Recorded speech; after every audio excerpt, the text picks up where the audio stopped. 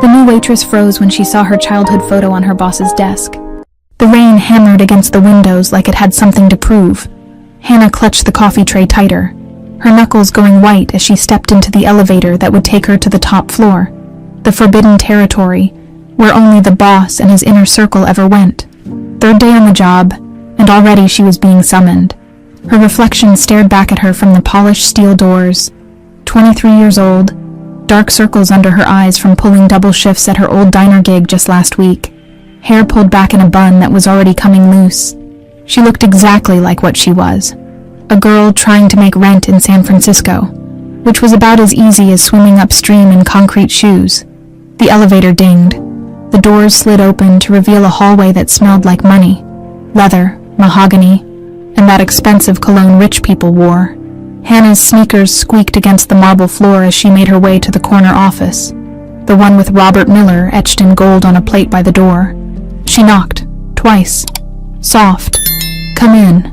The voice was deep, commanding, the kind of voice that didn't need to be loud to make you listen. Hannah pushed the door open and immediately felt smaller. The office was massive, floor-to-ceiling windows overlooking the Bay Bridge, bookshelves lined with leather-bound volumes she'd probably never understand, and a desk the size of her entire studio apartment back in the Tenderloin. Robert Miller stood with his back to her, hands clasped behind him, staring out at the gray sky like he was trying to read something in the clouds. He was tall, broad-shouldered, wearing a charcoal suit that probably cost more than her car. Well, the car she used to have before it died last year. "Your coffee, Mr. Miller," Hannah said, her voice coming out smaller than she'd intended. She set the tray down on the mahogany desk, careful not to make a sound. That's when she saw it. A silver picture frame, half hidden behind a stack of contracts and financial reports. The kind of frame you'd keep something precious in, something you looked at when you thought no one was watching. Hannah's hand froze mid-reach. The photo showed a little girl, maybe 5 years old, curly brown hair that caught the light like honey, almond-shaped eyes that seemed to smile even when her mouth didn't. And there, right there on her chin, a dimple, small but unmistakable. Hannah's breath caught in her throat. She knew that face. She knew it because she'd seen it before, in the only photograph she owned from her childhood, a faded Polaroid taken by Sister Margaret at St. Joseph's Home for Children in Reno, Nevada. Hannah had been 5 years old, dirty, barefoot, and completely alone. No memories of where she came from. No idea who her parents were. Just a first name scrawled on a piece of paper pinned to her worn-out dress. Hannah. But the girl in this photo, the dimple, the eyes, even the way her hair curled at the ends, it was identical. Too identical. "You can go." Hannah jumped. She hadn't realized she'd been staring. "Yes, sir. Sorry, sir." She practically stumbled over her own feet getting to the door, her heart pounding so hard she could hear it in her ears. What the hell was that? Why did Robert Miller, the Robert Miller, owner of 5 Michelin star restaurants, real estate mogul, the man Forbes called San Francisco's most reclusive billionaire, why did he have a photo of a girl who looked exactly like her childhood self? The door clicked shut behind her, and Hannah leaned against the wall, trying to catch her breath. Her hands were shaking. "You okay, honey?" Hannah looked up. Nancy Chen stood there with a bag of chopped vegetables, her weathered face creased with concern. Nancy had been working in the restaurant's kitchen for longer than Hannah had been alive. 25 years, she'd said. She was the only person who'd been genuinely nice to Hannah since she started. "I'm fine," Hannah lied. "Just, Mr. Miller's kind of intimidating." Nancy's expression softened. She glanced at the closed office door, then back at Hannah. "He wasn't always like that, you know, cold, distant." She shifted the bag to her other hip. "You want to know what happened?" Hannah nodded before she could stop herself. Nancy leaned in closer, lowering her voice even though they were alone in the hallway. 18 years ago, Mr. Miller had everything. Beautiful wife. Claire was her name. And a little girl, Lily. Sweetest thing you ever saw. 5 years old. Always singing. Always smiling. Hannah's pulse quickened. "What happened to them?" "Car accident. Highway 101. Just south of the city. March 14th, 2007. Nancy's eyes grew distant, like she was watching it happen all over again. Claire died on impact, but the little girl... She shook her head. Lily disappeared. Just vanished. They searched for months. Police, FBI, volunteers combing every inch of the state. Never found a trace. The hallway seemed to tilt. March 14th, 2007. That was exactly 3 days before Hannah had been found wandering alone on the outskirts of Reno, dirty and confused, with no memory of how she got there. He never remarried, Nancy continued. Never moved on. Kept her room exactly the way it was. Every morning, he puts fresh flowers on a little altar he made with her picture. She sighed. Some people say he's been looking for her all this time. Others think he just can't let go of a ghost. Hannah's mouth had gone dry. What did she look like, Lily? Nancy's eyes got that faraway look again. Brown curly hair, pretty eyes. Oh, and she had this cute little dimple right here. She touched her own chin, just like a button. The world stopped spinning. Hannah mumbled something. She wasn't even sure what, and practically ran to the staff bathroom. She locked the door behind her and stared at her reflection in the mirror. Brown curly hair, almond-shaped eyes, and there, on her chin, the dimple she'd always thought made her look childish. Her hands were shaking as she pulled out her phone and scrolled to her photos. She kept it in a protected album, the only picture she had of herself as a child. Sister Margaret had given it to her when she turned 18 and aged out of the system. In the photo, 5-year-old Hannah stood in front of St. Joseph's, wearing a donated dress that was 2 sizes too big. Her feet were bare, her hair was a mess, but her face, God, her face, was exactly the same as the girl in Robert Miller's silver frame. Hannah gripped the edge of the sink. This couldn't be happening. This was insane. People didn't just stumble into their long-lost families while serving coffee. That was the kind of thing that happened in movies. Not real life. Not to girls like her who'd spent 18 years wondering if anyone out there even remembered she existed. But what if she wasn't Hannah at all? What if she was Lily? Hannah couldn't sleep that night. She lay in her cramped studio apartment, staring at the water stain on the ceiling that looked like a face. If you squinted hard enough, the streetlight outside cast shadows across her wall, and every time a car passed, the room lit up like someone was taking a picture of her life and finding it wanting. She kept thinking about that photo, about Nancy's words, about the impossible coincidence that was starting to feel less like coincidence and more like destiny knocking on her door with a sledgehammer. By 5 a.m., she gave up on sleep entirely. The San Francisco Public Library opened at 9, but Hannah was already waiting outside at 8:30, clutching a thermos of gas station coffee that tasted like regret. When the doors finally opened, she made a beeline for the computer stations and pulled up the digital archive of old newspapers. Her fingers trembled as she typed, Highway 101 Accident March 2007 Claire Miller. The results loaded. The first headline made her stomach drop. Tragedy on Highway 101. Prominent businessman's wife killed, daughter missing. Hannah clicked. The article was from the San Francisco Chronicle dated March 15th, 2007. There was a photo, a mangled SUV, rescue workers everywhere, the kind of scene that stays with you long after you close your eyes. She forced herself to read. Claire Miller, 32, wife of restaurant mogul Robert Miller, was pronounced dead at the scene after a suspected drunk driver crossed the center line on Highway 101 near San Bruno.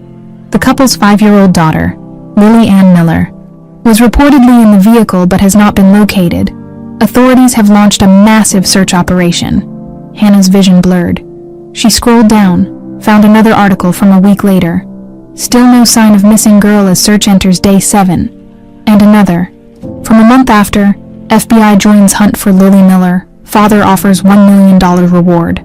She kept reading. Article after article, watching the hope fade from the headlines until finally, 6 months later, search for Lily Miller scaled back.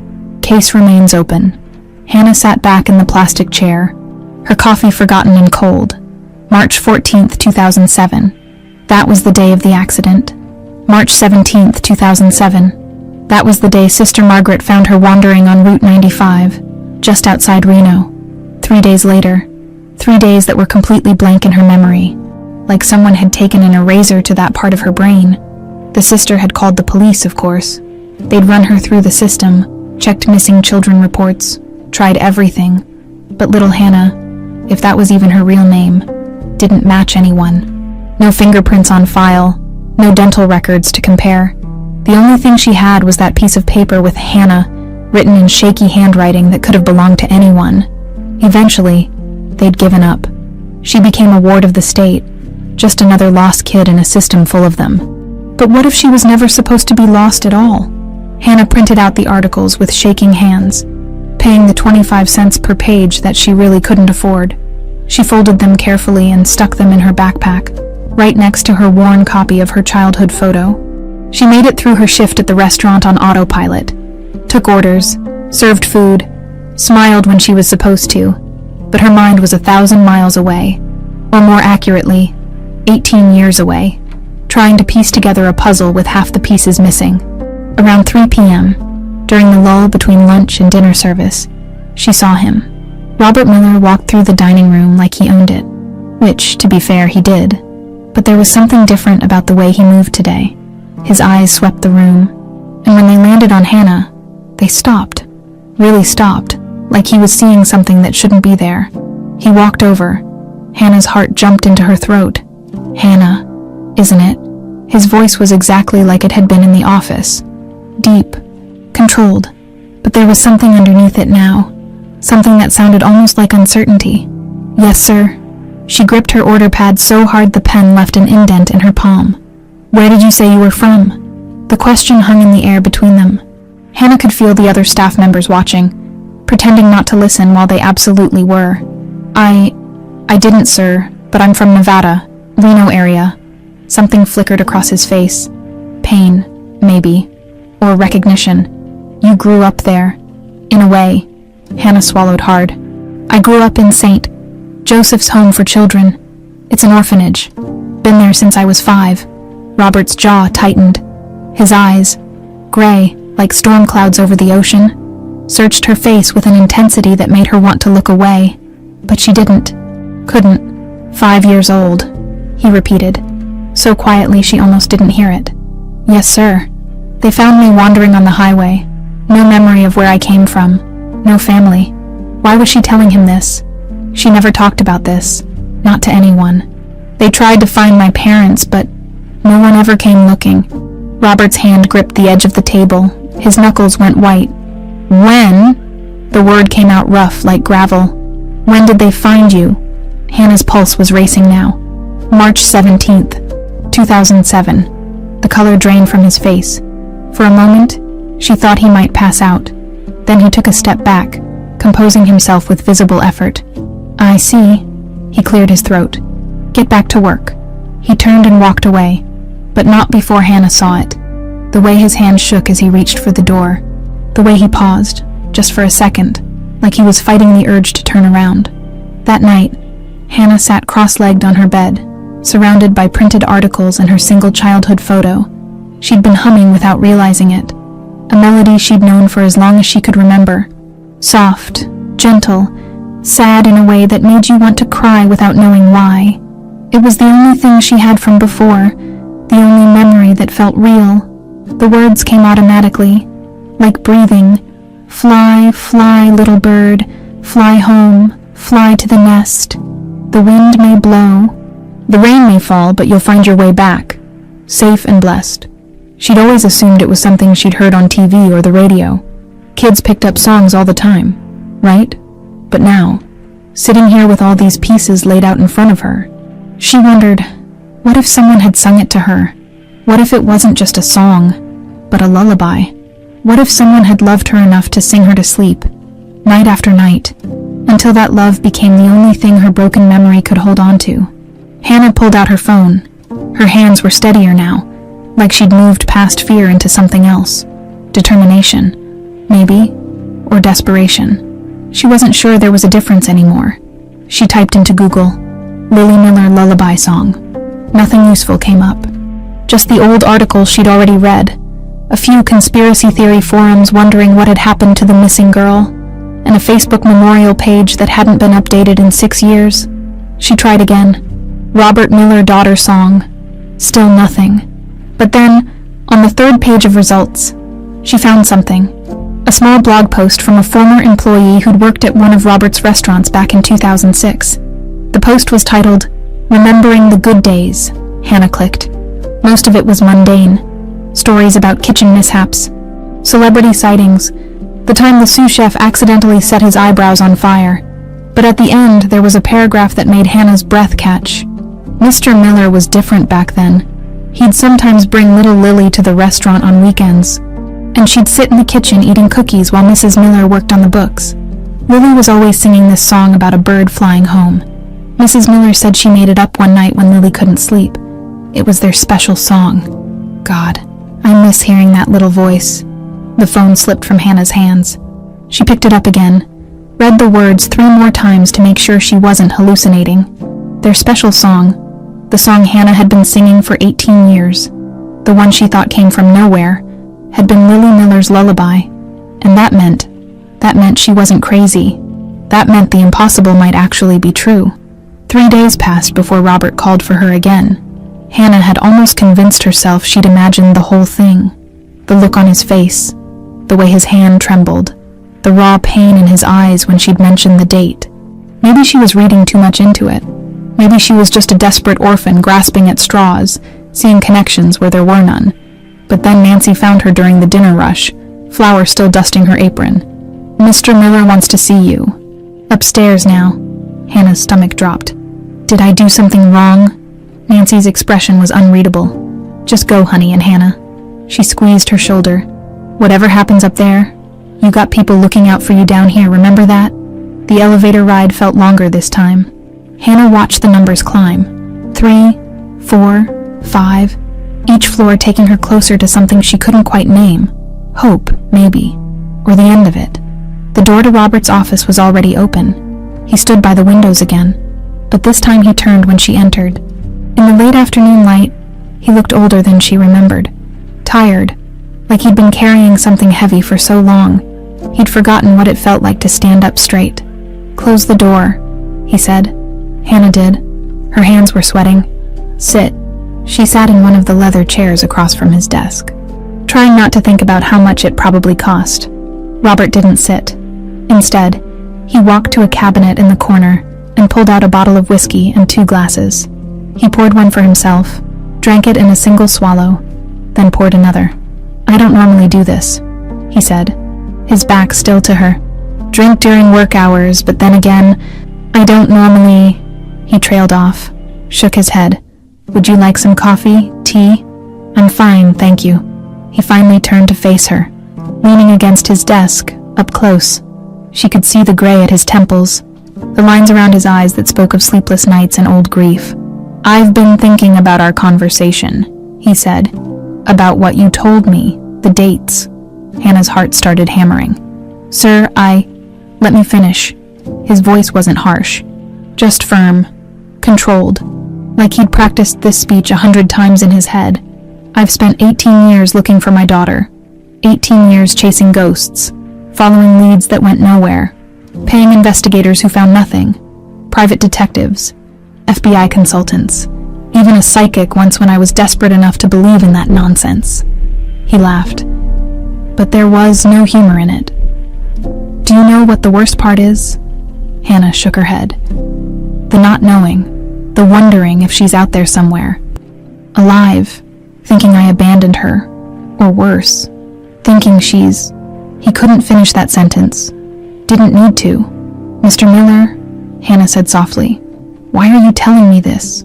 He looked at her then, really looked at her, and Hannah felt like he was seeing straight through to her bones. "Because you have her eyes," he said. "Claire's eyes, and that dimple." His voice cracked. Lily had that same dimple, right there. He touched his own chin. "I thought I was losing my mind when I first saw you. Thought grief was finally catching up with me after all these years. But then you told me about Nevada, about the date, and I started thinking, what if..." Hannah couldn't breathe. What if what? What if the impossible is actually possible? The words hung in the air between them like a prayer. Robert pushed off from the desk and walked to the window. Lily loved it up here. She'd press her nose against the glass and count the boats in the bay. She was always singing, drove the staff crazy sometimes. But Claire and I, he smiled at the memory, We thought it was the most beautiful sound in the world. What did she sing? Hannah asked, even though part of her already knew the answer. Everything. Disney songs, nursery rhymes. But her favorite, the one Claire made up for her, was about a bird. He turned back to face her. A little bird that got lost but found its way home. The room tilted. Hannah gripped the arms of the chair. "Fly, fly, little bird," Robert said softly, and his eyes were shining with unshed tears. That's how it started. Claire sang it every night at bedtime. By the end, Lily knew all the words by heart. Hannah's voice came out as barely a whisper. "Fly home. Fly to the nest. The wind may blow. The rain may fall. But you'll find your way back. Safe and blessed." The whiskey glass slipped from Robert's hand. It hit the carpet with a dull thud, amber liquid spreading across the expensive fabric. He didn't seem to notice. "How do you know that?" His voice was hoarse. "How do you know those words?" "I don't know." Hannah's own eyes were burning now. "I've always known them. For as long as I can remember, I thought it was just something I heard somewhere. But I've never been able to find it anywhere. Not in any song, not in any book. It's always been there." Robert crossed the room in 3 long strides. He knelt in front of her chair, and Hannah saw that his hands were shaking. "Claire made up that song," he said. "She never wrote it down, never sang it to anyone but Lily. It was theirs, their special thing." He searched her face desperately. "So tell me, how does a girl who was found in Nevada with no memories, a girl who grew up in an orphanage 300 miles away, know a lullaby that only 2 people in the world should have known?" Hannah couldn't answer, couldn't speak past the lump in her throat. "I need to know," Robert said. "I need to know if you're her, if you're my Lily." "I don't know if I am," Hannah managed. "I want to be God. I want to be so badly it hurts. But what if I'm not? What if it's just a coincidence?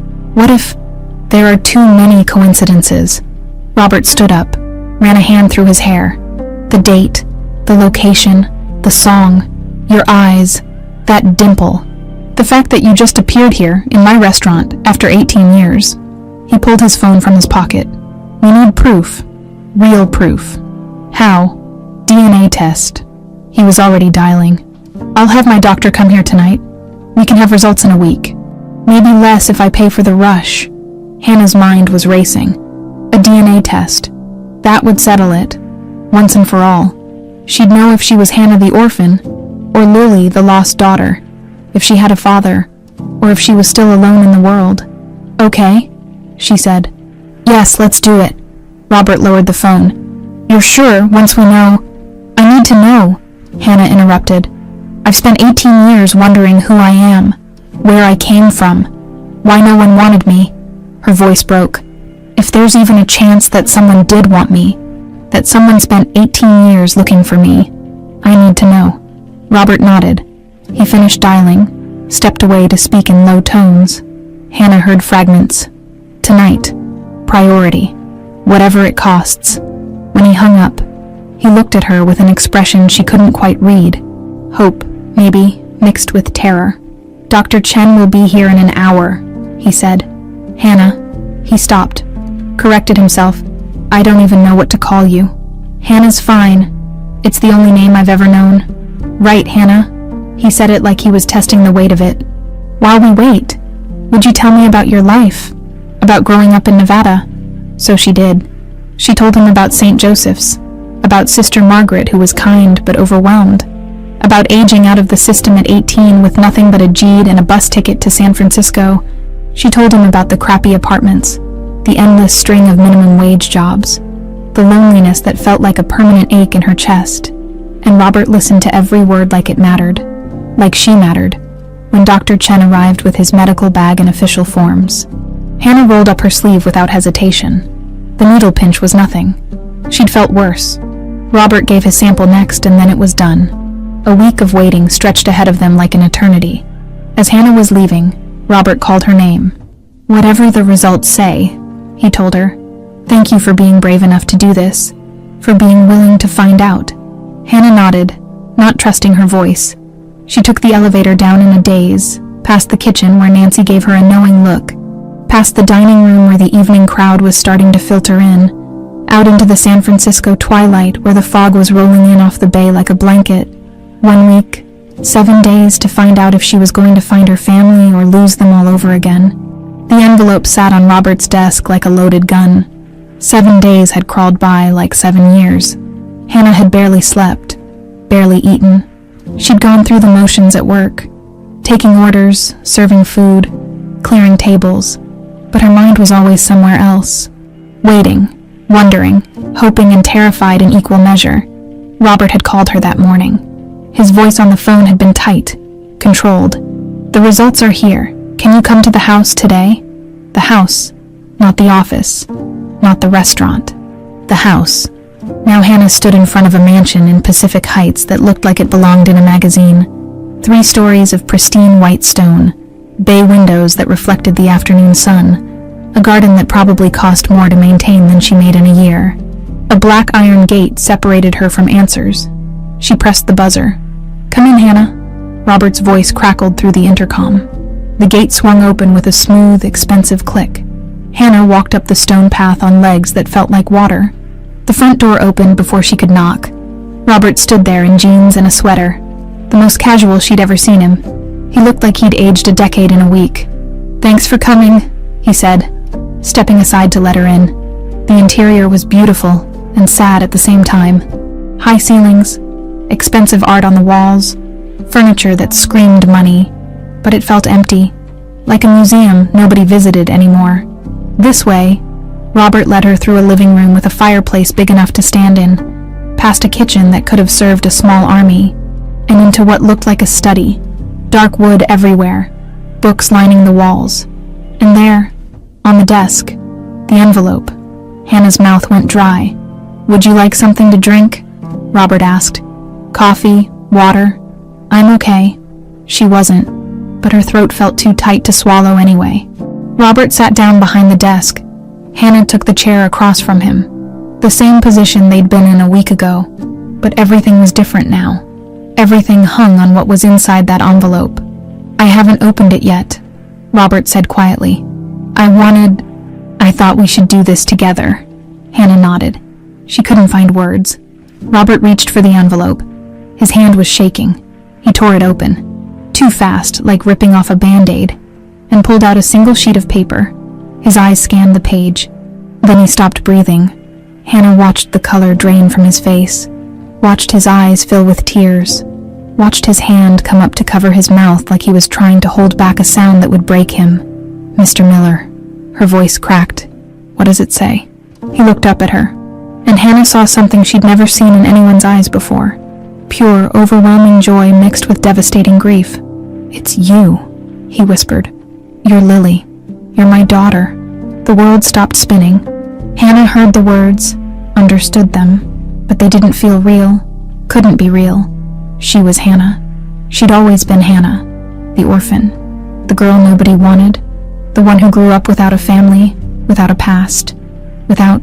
"I'm sorry," she heard herself say. "I'm sorry, I can't..."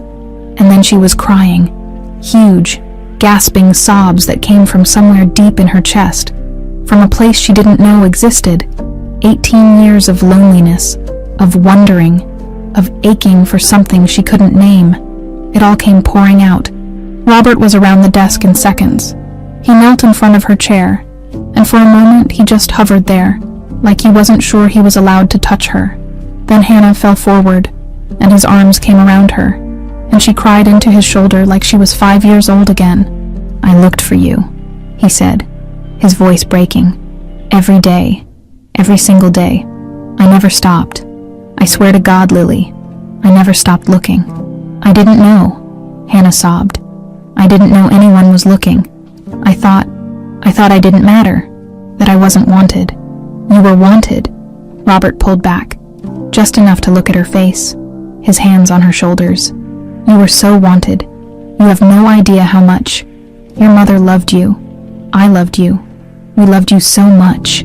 Hannah couldn't stop crying. 18 years of tears that needed to come out. They stayed like that for a long time. Minutes, maybe hours. Hannah wasn't sure.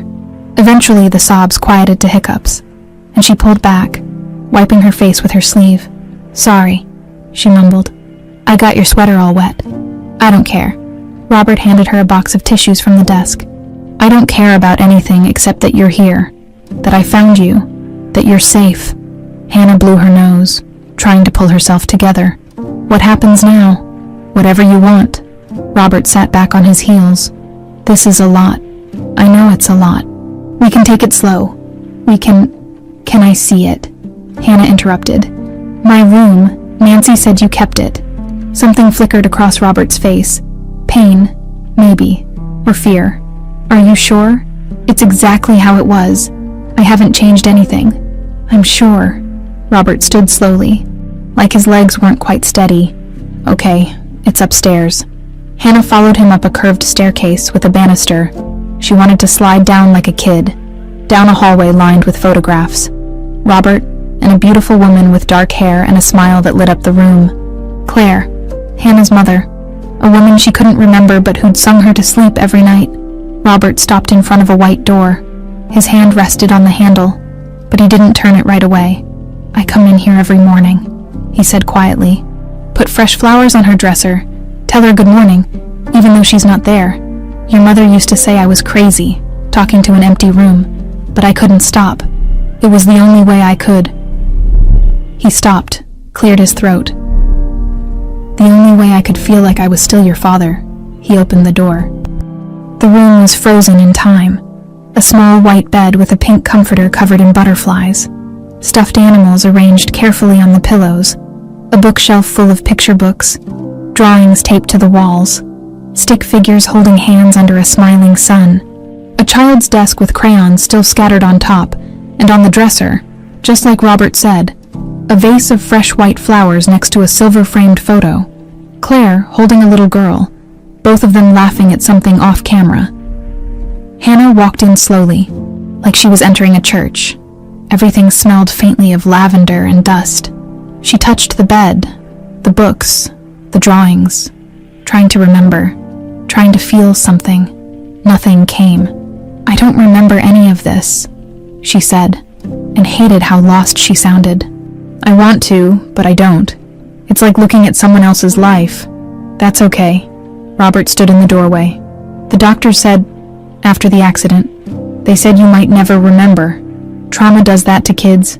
The brain protects itself by forgetting." Hannah picked up a stuffed rabbit from the bed. It was worn, one ear slightly crooked. "Did I have a favorite?" "That one." Robert pointed at the rabbit. "Mr. Hoppy. You took him everywhere. Your mother had to sneak him into the wash while you were sleeping." Hannah held the rabbit close, breathing in the old fabric smell, somewhere deep in her mind. Something stirred. Not a memory exactly, but a feeling. Safe. Loved. Home. "Can I stay here tonight?" The words came out before she could think about them. "In this room." Robert's expression crumbled. "You can stay here forever if you want. This is your home, Lily. It always was." "Hannah," she said. "I'm still Hannah. I don't know how to be Lily yet." "Then be Hannah." Robert smiled through his tears. "Be whoever you need to be. We'll figure out the rest together." That night, Hannah, Lily, whoever she was, lay in the small white bed that smelled like lavender and held Mr. Hoppy close to her chest. Robert had left her alone after making sure she had everything she needed, but she could hear him moving around downstairs, could hear the TV on low, like he couldn't stand the silence. She stared at the glow-in-the-dark stars on the ceiling and thought about how her entire life had just changed. Yesterday she was nobody, an orphan, a girl serving coffee to rich people and sleeping in a studio apartment with water stains on the ceiling. Today she was somebody's daughter. She had a father who'd been looking for her for 18 years. She had a mother who'd loved her enough to make up lullabies. She had a home. Hannah rolled over and looked at the photo on the dresser. Claire's smile. The little girl's laugh. "Hi, Mom," she whispered to the darkness. "I'm sorry I don't remember you, but I promise I'm going to try." Outside, the fog rolled in off the bay, wrapping the mansion in white, and for the first time in 18 years, Hannah fell asleep feeling like she belonged somewhere.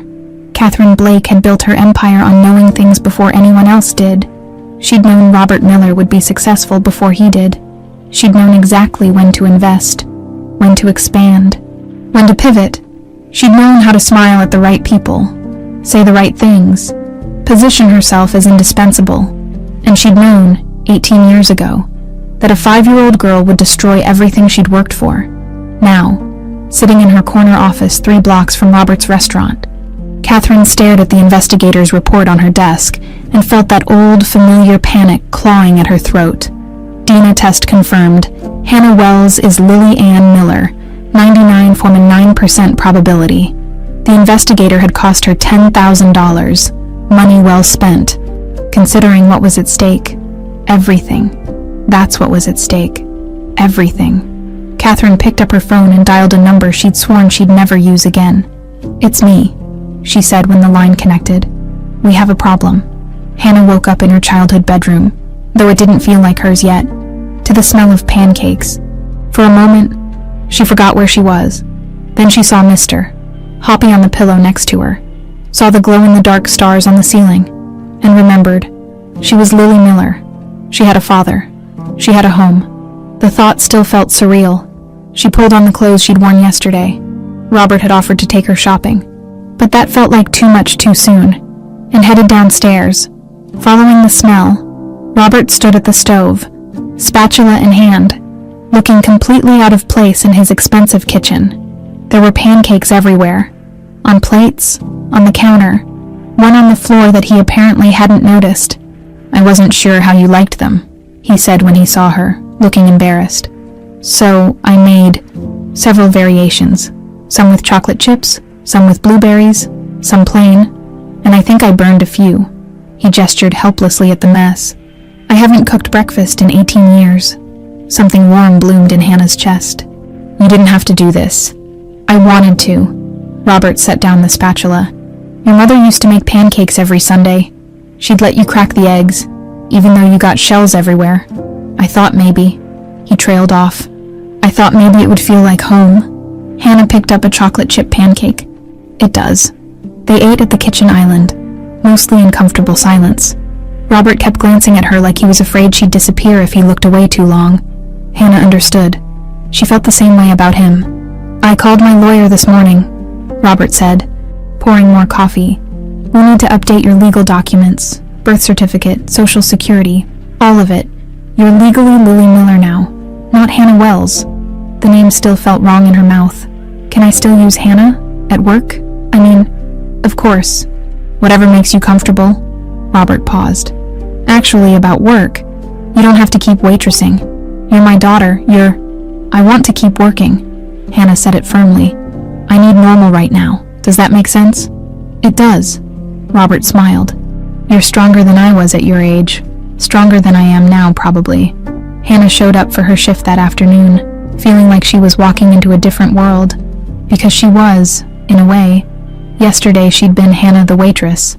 Today she was Lily Miller, secret daughter of the owner, except nobody knew that yet. Nancy cornered her in the break room before service started. "Well," the older woman's eyes were sharp. "Don't keep me in suspense, girl. What happened?" Hannah couldn't help but smile. "It's me. I'm his daughter." Nancy's hand flew to her mouth. "Oh, honey. Oh, Hannah. Or should I call you Lily now?" "Hannah's fine. I'm still getting used to everything." Nancy pulled her into a fierce hug that smelled like onions and jasmine. "I knew it. The second I saw you. Something in my gut said you were special, that you belonged here." She pulled back, wiping her eyes. "Your mama would be so happy. She'd be so damn happy." Hannah felt her own eyes sting. "I wish I remembered her. Maybe that's a blessing, the accident." Nancy shook her head. "Some things are better forgotten." The shift was busy. Hannah fell into the familiar rhythm of taking orders, carrying plates, refilling drinks. It felt good to have something to focus on besides the chaos in her head. She didn't notice Catherine Blake until the woman was right in front of her. "Hannah, isn't it?" Catherine's smile was perfect, too perfect, like something carved from ice. Hannah had seen Catherine around before. Hard not to notice her. She was always impeccably dressed, always commanding attention, always at Robert's side during business meetings. Robert's business partner, his right hand for the past 20 years. "Yes, ma'am. Can I get you something?" "Just water, please, and tell me..." Catherine tilted her head. "How are you finding the job?" Robert can be demanding, "I hope he's treating you well." Something in her tone made Hannah's skin prickle. "He's been very kind." "Has he?" Catherine's smile widened. "That's good. That's very good, you know. I've known Robert for a very long time. Since before everything. He's a complicated man, wounded. Sometimes he sees things that aren't there. Do you understand what I'm saying?" Hannah didn't, but she nodded anyway. "Good girl." Catherine stood, smoothing her designer skirt. "Just remember, not everything that glitters is gold. Sometimes it's just broken glass that catches the light." She walked away, leaving Hannah with a cold feeling in her stomach. Nancy found her 20 minutes later, looking pale. "Catherine just asked me about you," she said, keeping her voice low. "Wanted to know how long you'd been here, where you came from, if you'd talked to Robert much." Nancy gripped Hannah's arm. "She's never asked about staff before. Never. Why would she care? Because Catherine knows things." Nancy glanced around to make sure no one was listening. "She's got eyes and ears everywhere. If Robert did that DNA test, if he told anyone, lawyers, doctors, she could have found out. And if she knows you're Lily, what? What would she do?" Nancy's expression was grim. "Protect herself. Catherine's been second in command here for 20 years. But you're the heir, the real one. Blood, that makes you a threat to everything she's built." Hannah's mouth went dry. "You think she'd hurt me?" "I think Catherine Blake doesn't let anything stand in her way. Never has." Nancy squeezed her arm harder. "Be careful, honey. Watch your back." That night, Hannah told Robert about the conversation with Catherine. They were in his study. Hannah curled up in an armchair while Robert paced. "She shouldn't even know about you yet," he said, anger tight in his voice. "I haven't told anyone except my lawyer, and he's bound by confidentiality. Maybe she's just suspicious. Maybe she doesn't actually know. Maybe." But Robert didn't look convinced. He stopped pacing and looked at Hannah. "I'm going to be honest with you. Catherine and I built this business together. She's been my partner for 20 years, but..." He hesitated. "She's always been ambitious. Sometimes too ambitious. I've had to rein her in more than once." "You think she'd hurt me?" Hannah asked quietly. "I think I don't know anymore." Robert ran a hand through his hair. "I thought I knew her, but if she's willing to spy on us, to investigate you behind my back, I'm going to make some calls, put some security measures in place."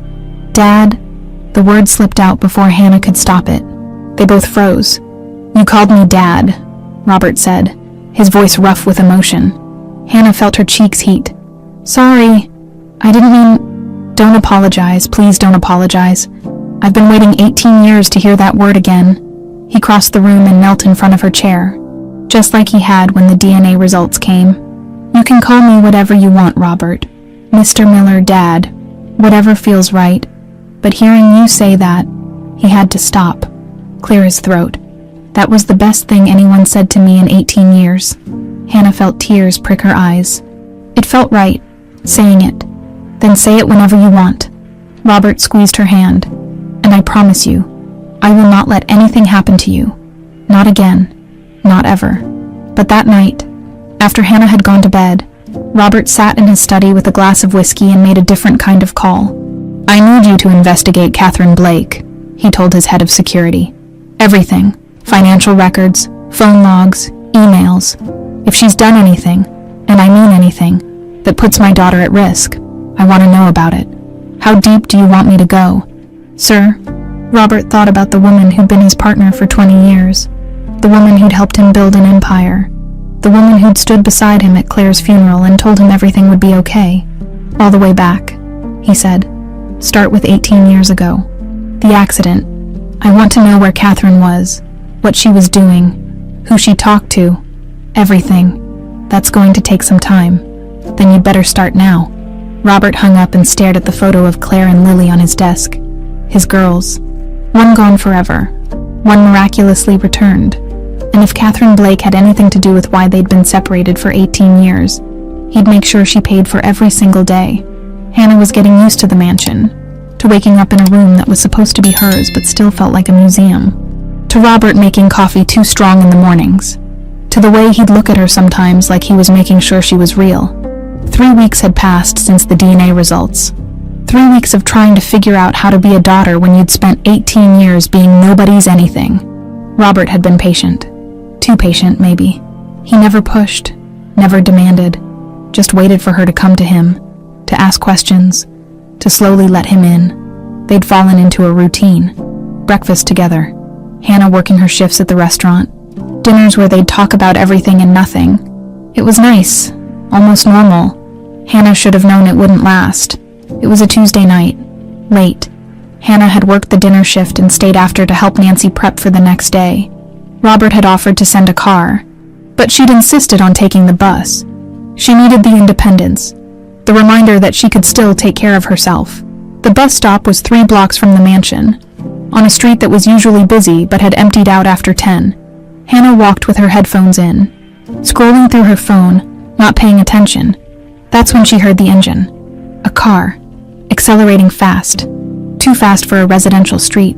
Hannah looked up just in time to see headlights bearing down on her. No time to think, just instinct.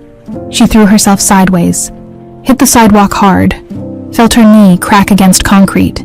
The car roared past, so close she felt the wind. It didn't slow down, didn't stop, just kept going, taillights disappearing around the corner. Hannah lay there for a moment, heart hammering, trying to process what just happened. Her knee was bleeding through her jeans. Her palms were scraped raw, but she was alive. Someone had just tried to kill her. Robert's face went white when he opened the door and saw her, blood on her jeans, tears streaking her face, shaking so hard she could barely stand. Jesus Christ. Hannah, what happened? A car. Her voice came out broken. They tried to. It came right at me. Robert pulled her inside, guided her to the couch. His hands were shaking as he examined her knee, her palms. We need to call the police. We need to. It was deliberate. Hannah looked up at him. They were waiting. They knew I'd be there. Robert's jaw clenched. He pulled out his phone, but he didn't call the police. He called someone else. It happened, he said when the line connected. Get over here now. 15 minutes later, a man in a dark suit arrived. Marcus Hayes, Robert's head of security. He was ex-military, built like a tank, with eyes that missed nothing. Hannah told him everything while Robert paced behind the couch like a caged animal.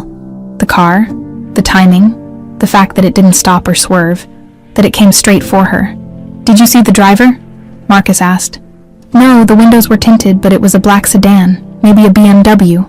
Marcus nodded, making notes on his phone. I'll check traffic cameras in the area. See if we can get a plate.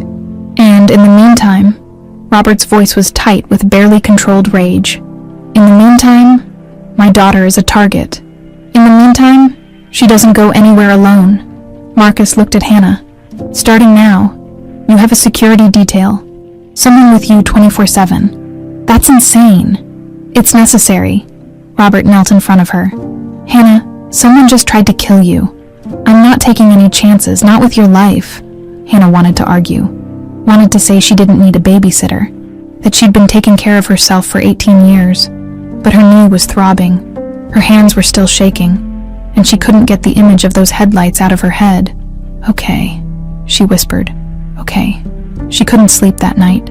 Every time she closed her eyes, she saw the car, felt the impact that almost was, heard the engine roaring. At 2 a.m., she gave up and went downstairs. Robert was in his study, still dressed, staring at his computer screen. Can't sleep either, he asked when she appeared in the doorway. Hannah shook her head and settled into the chair across from his desk. What are you doing? Looking for answers. Robert turned the screen toward her. It showed a series of bank transactions, highlighted in yellow. Marcus found something. Payments from Catherine's account to a man named Derek Torres. Multiple payments over the past month. Always in cash. Always for amounts just under $10,000. Who's Derek Torres? That's the question. Robert pulled up another window. He's got a record, assault, battery, suspected involvement in a hit-and-run 3 years ago that was never proven. He's exactly the kind of person you'd hire if you wanted something done and didn't care how. Hannah felt cold. You think Catherine paid him to? I think Catherine is scared. Robert closed the laptop. I think she knows what's at stake. That you're the legitimate heir. That your existence threatens everything she's built. And I think she's willing to do whatever it takes to protect herself. Even murder. I don't know. Robert's voice was heavy. I've known Catherine for 20 years, worked with her, trusted her, built an empire with her. I thought I knew what she was capable of. He looked at Hannah. But maybe I never really knew her at all. What are we going to do? We're going to keep you safe and we're going to find proof. Robert stood, came around the desk. Marcus is still digging. He's looking into Catherine's activities from 18 years ago, the night of the accident. If she was involved then, if she's the reason you disappeared, you'll what? Turn her into the police. Damn right I will. Robert's eyes were hard. She took 18 years from us, Hannah. 18 years we can never get back. If she thinks I'm going to let that go, she doesn't know me at all. The next morning, Hannah woke up to find Marcus's team already in place. 2 guards outside her door, another 2 patrolling the grounds, a driver waiting to take her anywhere she needed to go. It felt like being in prison, a luxurious prison. But still, Robert noticed her discomfort over breakfast. I know this is hard, the security, the restrictions, but it's temporary. How temporary? Until we figure this out, until Catherine is dealt with. He set down his coffee cup. I'm meeting with my lawyers this afternoon. We're going to start the process of removing her from the company. It'll take time. She owns 30%. She's on the board, but we'll find a way. And what if she does something else before then? Hannah pushed her eggs around her plate. What if next time? There won't be a next time. Robert's voice was firm. I promise you, Hannah. I failed to protect you once. I won't make that mistake again. But Catherine Blake wasn't done. That afternoon, while Hannah was at the restaurant under Marcus's watchful eye, rumors started spreading, whispered conversations in corners, glances in her direction. Nancy pulled her into the walk-in freezer where they could talk privately. Catherine's making her move, Nancy said, her breath visible in the cold air. She's telling people you're a fraud, that you manipulated the DNA test, that you're just a gold digger who seduced a lonely old man. Hannah felt sick. I know it's not true. But Catherine's been here 20 years. People trust her. And you. Nancy's expression was sympathetic. You're new, an outsider. They don't know you yet. What do? You hold your head up and do your job. Let Robert handle Catherine. Nancy squeezed her shoulder. The truth always comes out, honey. Always. But as Hannah went back to work, feeling eyes on her from every direction, she wasn't so sure. Catherine had money, power, connections. What did Hannah have? A DNA test and a father who'd only just found her. It didn't feel like enough. That night, Robert came home late from his lawyer meeting looking exhausted. It's going to be harder than I thought, he admitted. Catherine's dug in. She's threatening legal action if we try to force her out. Says she'll tie us up in court for years. Hannah felt her last bit of hope crumble. So she wins? She tried to kill me and she just gets away with it. No. Robert's voice was steel. She doesn't get away with it. We just need to be smarter, patient. He pulled out his phone and showed her a message from Marcus. But look at this. Traffic camera footage from the night of the attack. We got a partial plate. Marcus is running it now. And if it leads back to her, then we have proof. Real concrete proof. And Catherine can threaten all the lawsuits she wants. They won't mean anything when she's in jail. Hannah wanted to believe him. Wanted to trust that justice would win. That the bad guys always lost in the end. But she'd spent 18 years in the system. She knew better than most that the world wasn't fair. Sometimes the bad guys won. Sometimes they got away with everything. And as she lay in bed that night, knee still aching, she couldn't shake the feeling that this was far from over. Marcus showed up at the mansion 3 days later with a manila envelope that looked like it weighed 1,000 pounds. Hannah and Robert were having breakfast, or trying to. Neither of them had much appetite these days. The security detail had become routine, but the fear hadn't gone away. Every car that drove by too slowly, every person who looked at Hannah too long, it all felt like a threat now. I've got something, Marcus said. Declining Robert's offer of coffee, he laid the envelope on the kitchen table like it might explode. You're going to want to sit down for this. Robert was already sitting. Hannah wasn't sure she could stand anyway. Marcus pulled out a stack of documents. Bank statements, phone records, old newspaper clippings. I went back 18 years like you asked. Started with the night of the accident, March 14th, 2007. Hannah's hands gripped the edge of the table. Catherine Blake made 3 phone calls that night. Marcus continued. All to a burner phone. The calls lasted less than 2 minutes each. Short, probably giving instructions. He pulled out a highlighted phone record. The burner was purchased 2 weeks earlier at a convenience store in Oakland. Paid for in cash, no ID required. That doesn't prove anything, Hannah said, though her heart was pounding. She could have been calling anyone. True, but then I found this. Marcus laid out another document, a bank statement from March 2007. 3 days before the accident, Catherine withdrew $50,000 from a private account. Cash withdrawal, no paper trail for what she did with it. Robert's face had gone pale. 50,000. Gets better. Marcus wasn't smiling. Or worse. Depending on how you look at it. I tracked down the driver of the truck that hit your wife's car. Guy named Jimmy Russo.